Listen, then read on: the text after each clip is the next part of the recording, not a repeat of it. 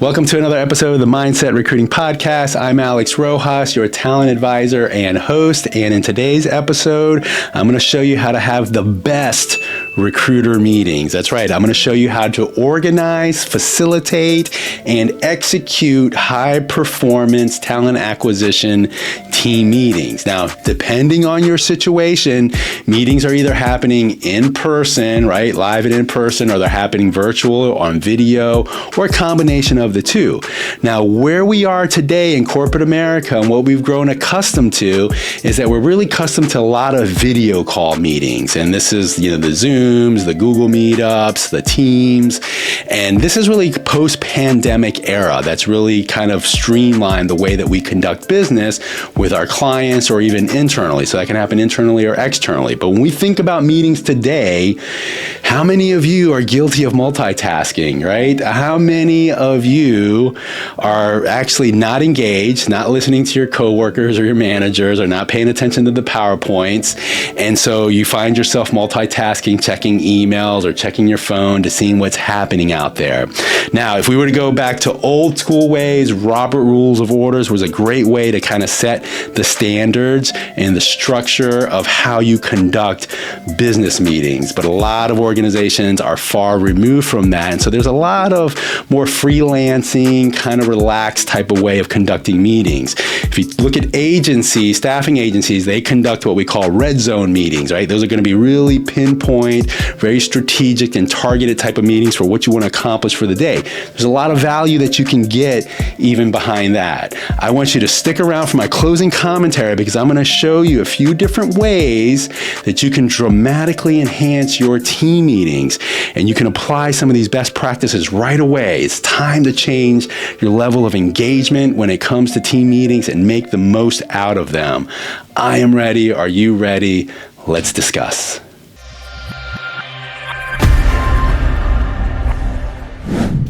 Okay, so let's set the meeting framework. We're going to focus on 5 areas within your recruiter's team meeting, and this is going to help you build a high-performance meeting experience for your team. The first area is going to be updates, and this is going to be manager/recruiter updates. This is basically a leadership call. So within this area, we're going to start off, before we even start anything off, you want to look at the agenda, and even before that, you want to go ahead and map out a clear indication on what your goal is. What is really the purpose of having meetings? Are you just doing it for the sake of doing it? So prior to your meetings, you want to be able to go ahead and send out the agenda in advance. That helps out with preparation. Also, go ahead and apply some visuals, some illustrations.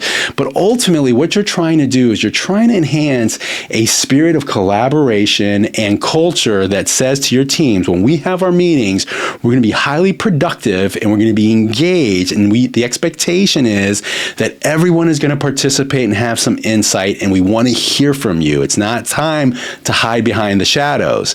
Now, the other area that you want to look at when you're looking at the updates is you're typically going to have the structure be built on a round table discussion. This means that leaders have a chance to speak and brief managers, leads, or recruiters. Whoever it is, depending on the size of your team, your organization, you may not have everybody participating and briefing, but ultimately what you want to get out of these meetings is you really want to focus on what are the current wins and challenges within your briefing, whoever is going ahead and giving those roundtable discussion briefings. And so this could be simple things, and I think one of the more obvious things is to give out kudos. Not enough kudos and acknowledgement to peers, to coworkers, or even to managers for that matter. Nobody ever compliments managers these days, but go ahead and acknowledge the work that they're doing, right? That builds a supportive team environment. Also, then the other things that you want to look at are going to be, you can flush those out however you want. Maybe it's candidate pipelines, it's hiring needs, whatever it may be. You can go ahead and flush out that list, those standards of what the expectations are during those briefings. But if you can cover these 3 areas when it comes to updates, you can be very concise in your delivery on what the updates are within management and from the recruiter's perspective. Okay, so as you transition out of these update portion of your meeting, you want to go ahead and really focus on, I think, one of the most important factors for any organization, any company, any team, and that is customer service excellence. And I think Jeff Bezos says it all. They had a customer success obsession. They were obsessed with the customer, and that's what drove them to be one of the best companies in the world. You can say the same thing about Apple as well. So when you think about customer service excellence, this is a great opportunity for you to structure your meetings to identify your number one customer, which is typically going to be your hiring managers. That's right. Hiring managers, identifying hiring managers that are really, winning within your organization. Identify the positive attributes or managers. Go ahead and provide use cases of how recruiters and managers collaborate or how they dealt with challenging issues and circumstances. Maybe go ahead and present some training and development opportunities for your managers. Maybe there's some toolkit advancements, or maybe it's just going ahead and putting together a webinar. But the more discussions you have focused on your hiring managers and identifying some best practices that are being used, then your coworkers can learn from this. Not enough is being said about your customer service when it comes to hiring managers. The second area in this piece here under customer service excellence is going to be candidate experience. Again, this is kind of a lost art. Not many recruiters get a chance to talk about, hey, what were some really candidate experience wins that we've encountered over the last month? And so that might be something that you want to highlight. Again, you can also look at the candidate experience and looking at the full life cycle process. Maybe it's a new process, an implementation that you're trying to incorporate within there, and that gives you an opportunity to look at it. But it's always good to look under the hood of the recruiting model, the talent acquisition model. Look at your career site. What does the career site look like? What does the onboarding experience look like for candidates? Be able to share and discuss and talk about those things. And then the third area that you want to look at under customer service excellence is really going to be the end customer. And the end customer can kind of be that gray area for a lot of companies, for a lot of recruiters. So it really depends if you're a product or service-oriented company. For example, if you're a pet company that's selling retail services, your end customer is going to be a little bit different on that side of the house, right? So maybe you're building a new technology platform, you're hiring the people for that, but it's ultimately the technology that you're building is the experience for the consumers for your product.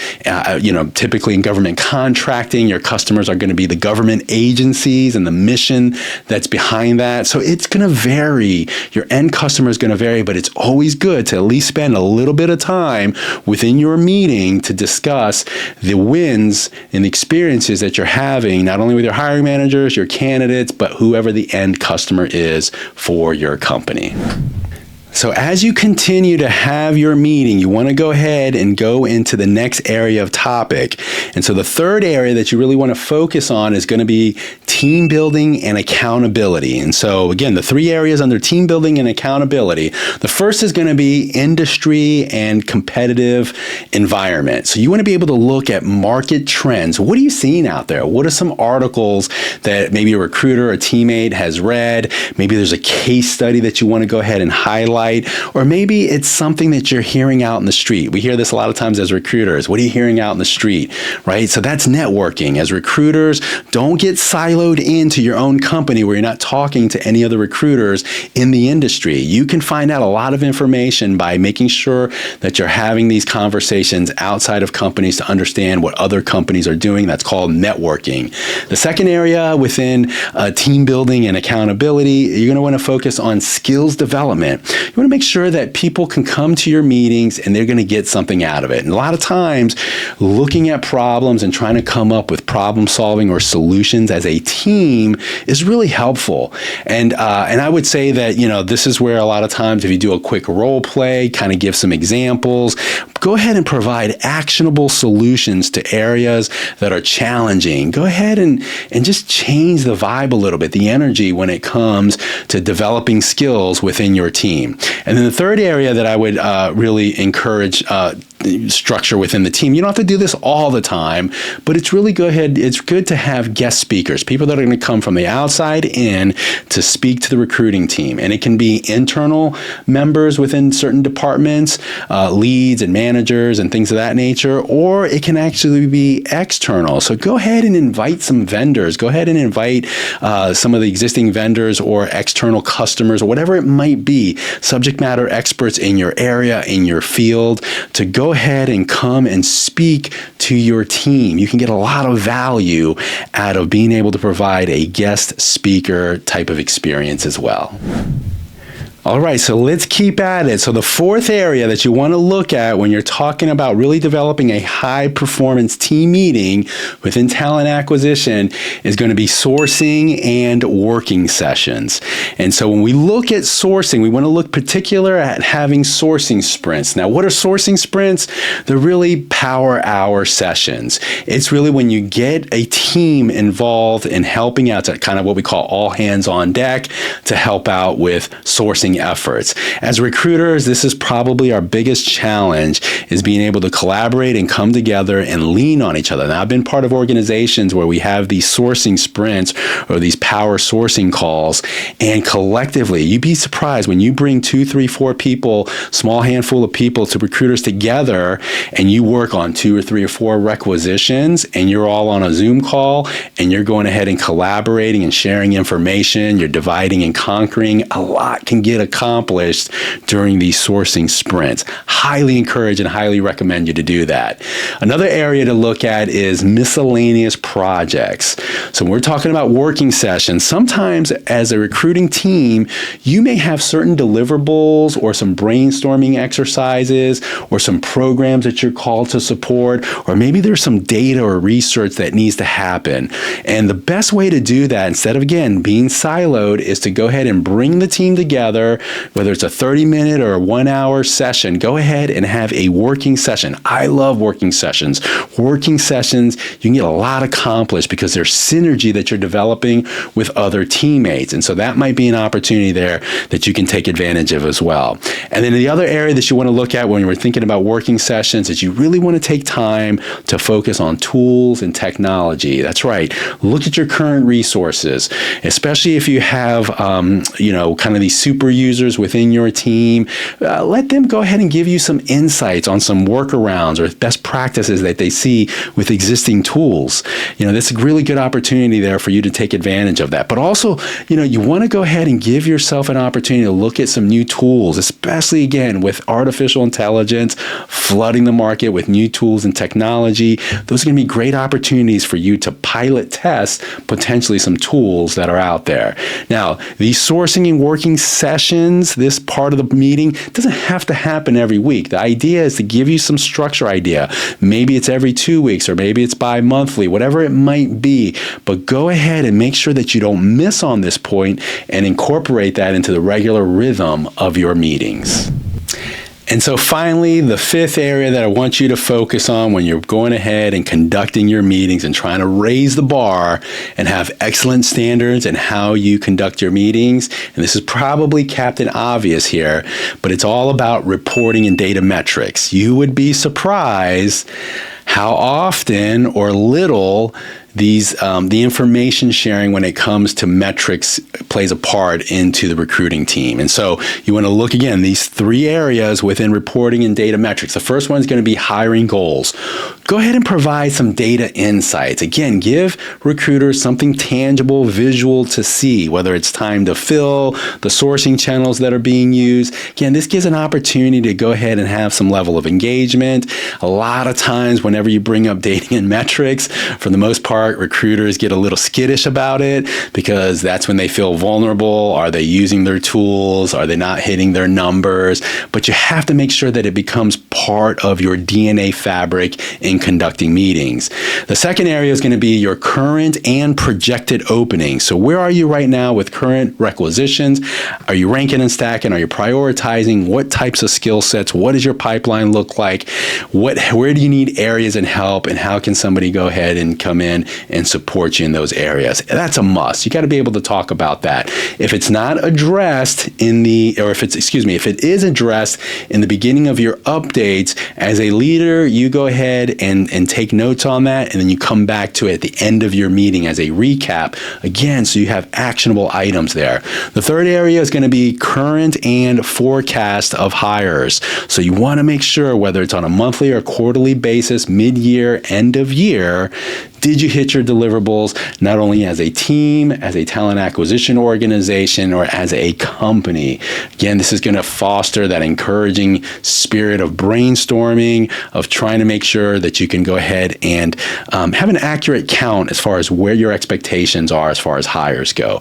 If you're a company, a team that has to report to a board of directors or stakeholders or C-level executives, this is going to be really important to make sure, again, that this is part of your pedigree, part of your cadence and rhythm within your organization when it comes to team meetings.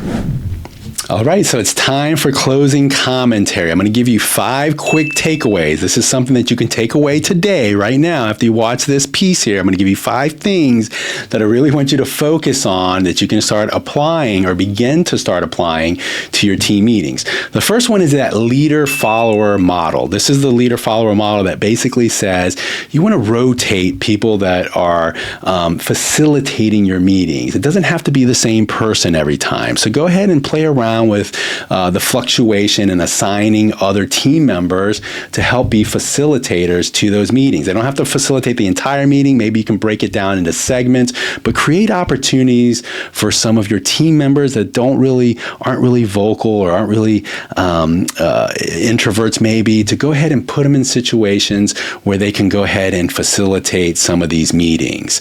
Also, the second area is going to be, and I would kind of use this as the Jeff Bezos no team meetings, right? So one of the things that they have, Amazon, what they do is they have a strict policy and no PowerPoints.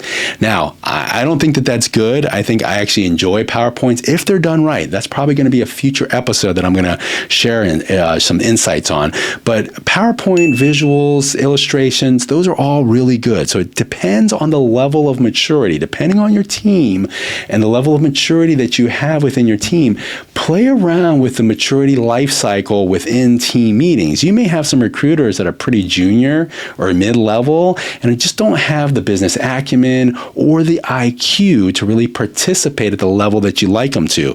But go ahead and work towards that. Third area takeaway that I want you to have is make sure that you're lighthearted and you're having fun.